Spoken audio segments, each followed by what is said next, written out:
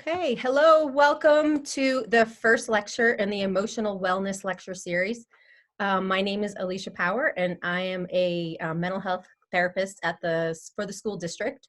And this is a series that we're putting on through the school district's Family Education Center. And today we are lucky to have an amazing nutritionist, Melissa Milam. She is a board certified holistic nutritionist, and today she's going to share some tips with us and some information on how to take care of our emotional wellness with food. All you, Thanks, Melissa. Alicia. Happy to be here. I'm going to share my screen with all of you. Let me get that going really quick. Hey, I get to talk about my favorite thing today, and that is food. And I am really excited to share what I know about how food affects your mood. I don't know about all of you out there, but I have definitely felt heavier lately, just mood-wise. And I kind of went into this pattern of self-soothing with food that didn't end well. After 3 days of binging on whatever treats we could find, I noticed that my mood really dipped to a place where I wasn't happy with it. And, you know, even having the education I have, I still do that. It's kind of a survival mode for us as humans. And we tend to try to get the quick, really easy to absorb nutrients in, nutrients that will sometimes provide energy, and sometimes for those of us who are not so lucky, it can provide a quick energy spike and then a dip in mood and in behavior on my part. So as Alicia said, I am a board certified holistic nutritionist, and I do work with people one-on-one. Usually I attract more complicated clients, which I like. It's fun. I have a lot of autoimmune clients, some that are in psychiatric care, others that have cardiovascular problems, or just want to know more about their genetics and how nutrition can affect that. So let's dive in. So I'm going to start right off the bat. These are the 9 things that I want to talk about today, and I won't get to all of them, but I'm going to choose the most important ones. But I just want to go through this list really quick. So first thing, when you're eating and want to maintain a good mood, is you must eat a little bit of protein with each meal. Protein provides the raw materials to make neurotransmitters. That is so important. And the quality of protein matters, and I will go into that in just a minute. Eating a variety of vegetables, I'm sure everybody knows this, but I'm going to go into the whys a little bit. A variety of fruit. I would like for everyone to cook with avocado, coconut, macadamia, ghee, and olive oil. Those are 5 of the best oils that I could find to put in my presentation for you to cook with. Just a side note though, you can use animal fats if they're from a really good animal, and they work beautifully. Drink a lot of water and tea. For those of us who struggle with mood problems and emotions, those are the 2 drinks I would recommend you stay with. Just plain water and plain tea. Herbal tea is great too. Following the Dirty Dozen and Clean 15 list when you're buying produce is super important, and I'll go over that in just a minute too. Keeping sugar intake to a minimum is really important. As I just told you, it caused a cascade of emotions for me after 3 days of being on a bit of a sugar binge that wasn't so easy to overcome. Be really careful with alcohol consumption. I've noticed with a lot of my clients, alcohol consumption over the last few weeks has gone up a lot. And I know that it makes you feel a little better for the time being, but for those of us who are not genetically adapted to drinking alcohol all the time, it can actually compound the bad mood pretty quickly. And then we're all eating out, right? Because we want to support our local restaurants. I want to encourage you to stand up for yourself when you're ordering. You don't have to have fries. You can choose the healthier option, and you can ask questions about what they're serving. And not only is it good for you, it's good for the restaurant owner to be able to help you and to get used to doing that for people who want healthier options. Okay, let's start with protein, because I told you this is a really important factor when it comes to good mood. So just on the scientific research side of things, higher protein diets have been shown to have a stabilizing effect on the blood sugar and leads to beneficial changes in a wide range of metabolic, cardiovascular, and inflammatory markers.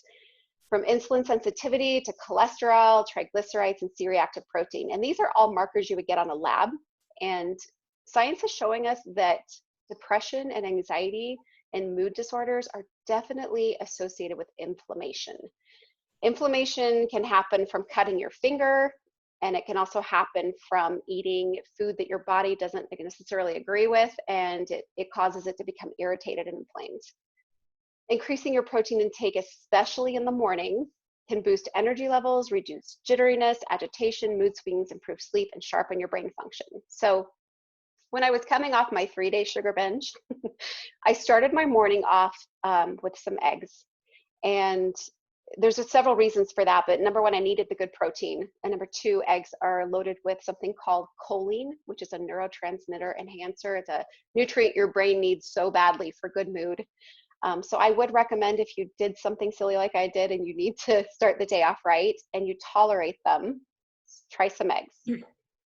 Eat clean protein, preferably pasture-raised, grass-fed meat, wild-caught seafood, pasture-raised eggs, and organic dairy. And there is a big reason for this. And my slide got a little bit cut off, so I apologize. By the way, if you would like access to the slides and want to just shoot me an email, let me know, that I'm happy to send you copies of the slides, and I will fix this one. But basically what it's showing is that a conventional grain-fed cow versus a cow that was raised on just grass pasture, not finished off on grain, have a very, very different nutrition profile. And they definitely cause a different reaction in your body with inflammation.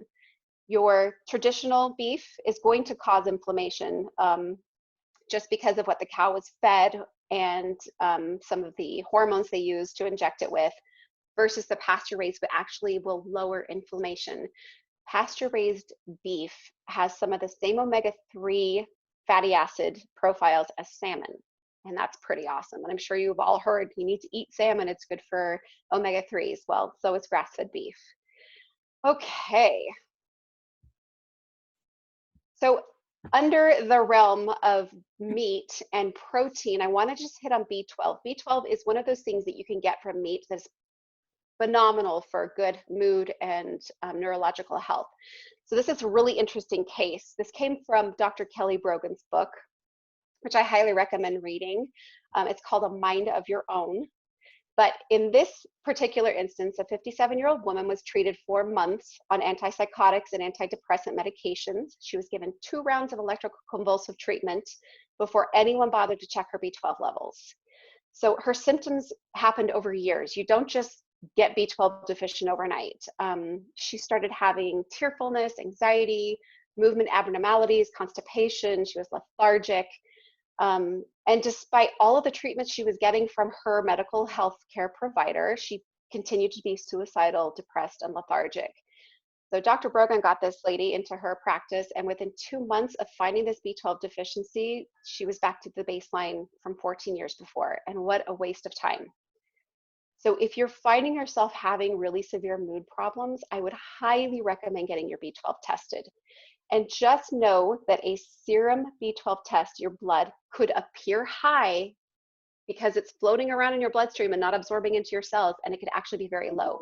So if you come back with a really high marker, that's a red flag. So one of the reasons we eat protein and animal meat is for B12.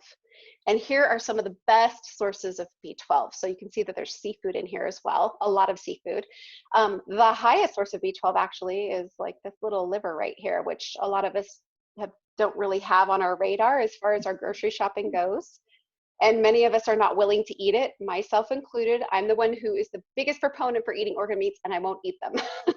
So, except if it's in a beautiful liver pate, which is this recipe I'm sharing with you. I will eat this, and I do have some frozen in my freezer right now, and every once in a while I'll pull it out because I want to keep like developing my palate. But organ meats is one of the healthiest foods that we can get our hands on. And unless you were raised in, our parents' time, then you probably weren't even exposed to this. So for me personally, just because this is still really hard for me, I choose to supplement it.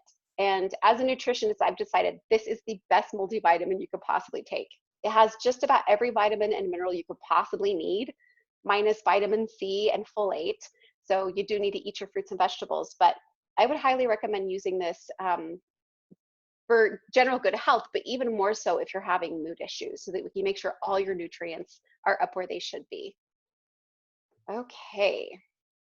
Vitamin D is the other thing I just want to touch on really quick, just because we can find vitamin D in some of our protein products. But so a meta-analysis studied participants that had depression, and they all had low vitamin D levels. Across the board, this is agreed upon in science that low vitamin D will cause depression. So if you're experiencing that, I mean, thank goodness the sun is coming out. So if you can, uncover, get 75% of your skin bared and get out into the sun. So that's really the best way you can do it. But you can also get some from food. Some absorb it better than others, but seafood and eggs are really two great sources. But mushrooms are another like hidden source of vitamin D that people don't know about if they've been exposed to sunlight. So if you go to the store and buy some mushrooms, stick them in the windowsill in your kitchen for a day or two, and they actually increase in vitamin D, which is so cool. That is cool.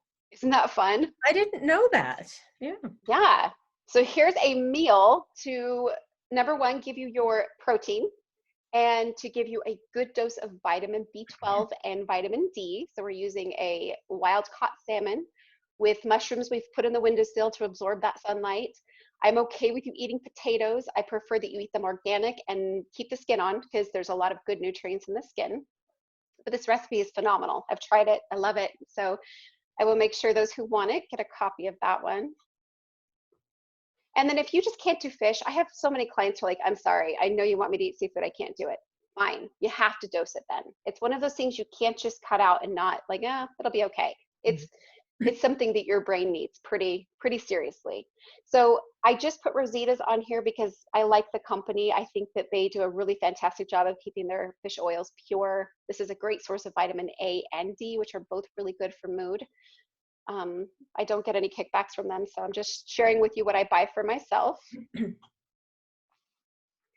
All right, so then here we are at vegetables. Why are vegetables so important? I know everyone's just like, blah, I don't want to eat those, but you do, actually you do. So first of all, high fiber content. It's a lot of bulk for a little bit of calorie content, which is really good because it helps you feel full, it helps you stay fit and trim.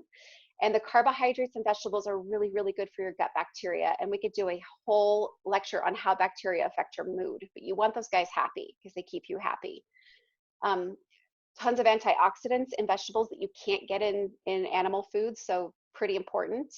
Vitamin C is crucial for cardiovascular health, for oxytocin, you know, that feel-good feeling you get when you get a massage or a hug.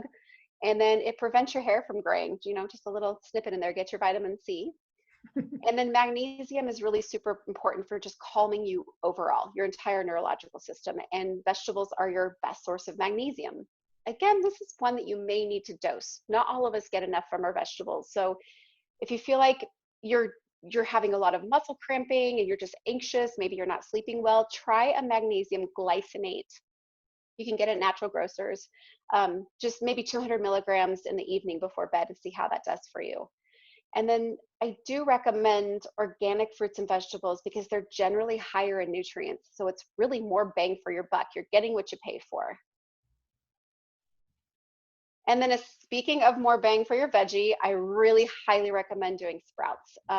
Again, I know that I'm supposed to eat a lot of vegetables, but there are days I am so busy, I just don't have time to think through it and to prep it. This is kind of my go-to. It's my lazy way of getting my vegetable nutrients in. So I sprout. Sometimes I do this. This is sprouts that I just finished in my kitchen that are awesome.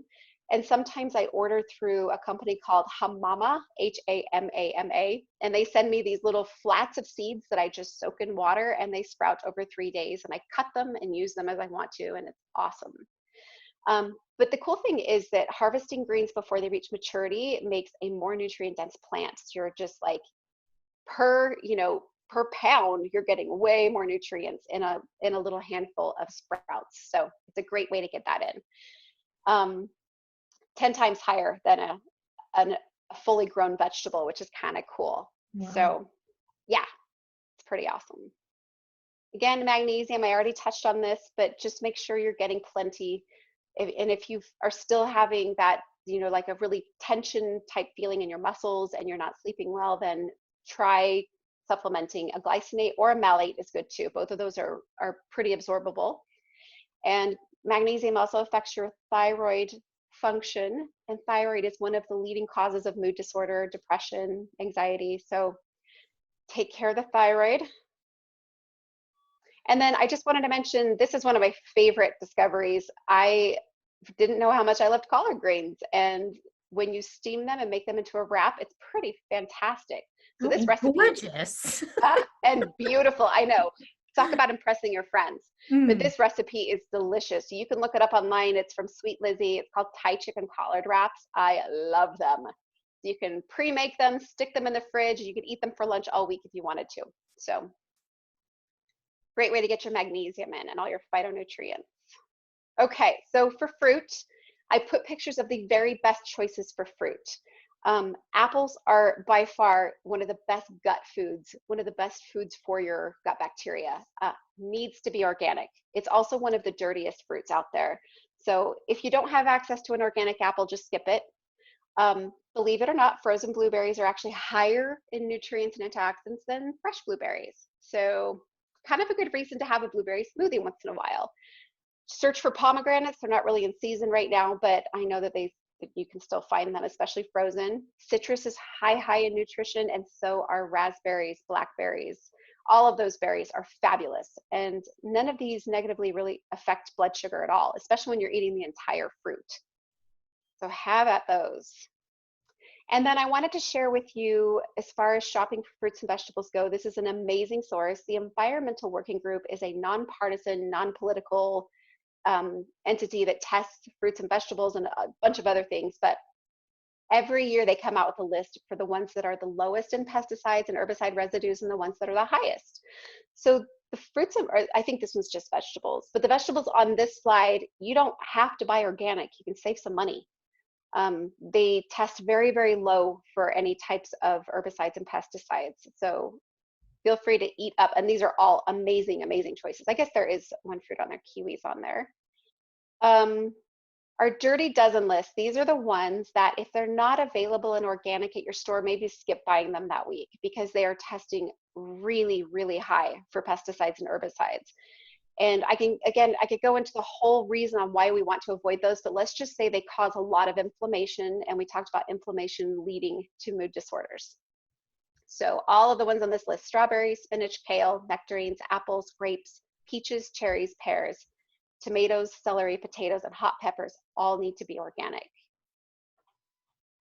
And then I wanted to throw in one more, just because this is also something that would affect mood. These are the top 12 food additives that you want to avoid, and the foods that they correlate with. And I won't go through all of these. You can just take a quick look, but things that are colored, things that are flavored, a lot of the bread products, frozen foods, fried foods, and even popcorn in some cases.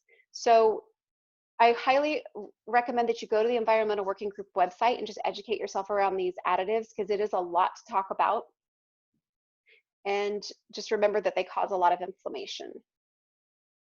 So I throw this slide in with just about everybody I talk to. And I know that some people think, well, wait a second, we're talking about skincare products, but we're supposed to be talking about nutrition. Well, anything that goes onto your skin doesn't get the benefit of going through your digestive system and being blocked and discarded. It goes right into your bloodstream. So this is just as important as the things that you eat. So especially those of us who struggle with some of the mood disorders, it's really important to look at what you're putting on your skin, what you're cleaning your house with. But it's a pretty quick absorption rate for anything that goes on your skin. So this is just a quick list of some of the things that we can find in our skincare products that can cause inflammation. So I won't go through those in too much detail, but I highly recommend, again, just checking out the Environmental Working Group website. And then I have to give you guys some comfort foods because I'm seeking them out. I'm sure you are too. I would really rather just order a big batch of fries from my local restaurant and go to town, but I know how I feel afterwards. So here is my favorite recipe for oven fries. And they're super easy to do. You're just going to buy organic potatoes, slice them into wedges. You toss them in a big bowl with the avocado oil, paprika, salt, garlic powder, or anything else that you like on them. And then we bake them until they're super crispy. I even like to turn mine so both sides get nice and crispy. And then here it is. Then I dip them in my homemade ranch dressing. Oh, wow. It doesn't get any That better does than this. feel like comfort. It really is. It really is. And it's hard to overeat, to be honest, because there's some really nutrient rich things in here, but there's also a lot of fats. There's carbohydrates. You're going to get full. And that's actually what we want. I think that most of us could agree that if we just open a bag of potato chips and we just start eating, it's gone. Potato chips are gone. And then you're looking for bag number 2. Yes. This one actually will feed your body in a way. And again, I put dairy in here, but I do want to mention that there's about 40% of us who cannot tolerate dairy. So there's definitely some ways to avoid that. If you need a non-dairy option for this, let me know. I've got a good recipe that's really good. And then this is my other comfort food lately that has just like hit the spot and doesn't encourage me to overeat, but I feel like I'm, getting a little something that just feels nice. So I take merjul dates. Those are the great big ones that are soft. I slice them open, remove the pit, and then I put a roasted almond or 3 in there. Close it up nice, dip it in organic bittersweet chocolate, and then top it with like grated orange. And in this recipe, they actually stuff the nuts and the grated orange and some honey inside, which is just delicious. So if you're a fan of like the box chocolates with the caramel and nougat, that's what it tastes like. It's pretty amazing. And then a lot of my clients really, really go to soda when they're feeling like they need something, they need to be comforted, they need that sweet. So I wanted to make sure I added in some things that you could sub for your soda. I saw the line at Quench It like wrapping around the corner and down the street the other day. Every I get day. it. Every day we're dying for something to just make us feel a little bit better. But giving your body the nutrients that it needs and staying away from things that inflame it will make you feel better a lot faster. Trust me on this one. So again, you're drinking tea or you're drinking water. And actually all of these things kind of fall under that because kombucha is a type of tea. This particular one is one of the lower sugar ones and it's actually flavored like soda. So a lot of my clients do really well on it. We just say 1 a day, no more. You can definitely overdo it. In fact, some of them even say, I think half of 1 a day is probably better for me. And that's great. This particular one uses monk fruit, so it lowers the glycemic index. Try Googling summer mocktails and find a drink that you just absolutely love. So my go-to lately is San Pellegrino sparkling water. I do a squeeze of orange and a squeeze of lime. And then I do just a little drop of orange blossom water, which is phenomenal. It tastes amazing. And I think you can find that on Amazon. Whole Foods sells it, but a lot of us are ordering online right now. So that's a good one. And then over here, you can actually just infuse water with fruit and keep it in the fridge and drink it all day. And you feel like you're really getting a little bit of something awesome. And it feels comforting. So there it is.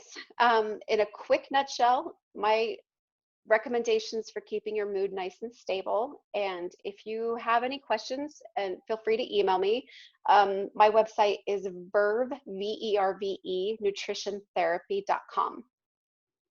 Melissa, thank you so much. I My really pleasure. appreciate it.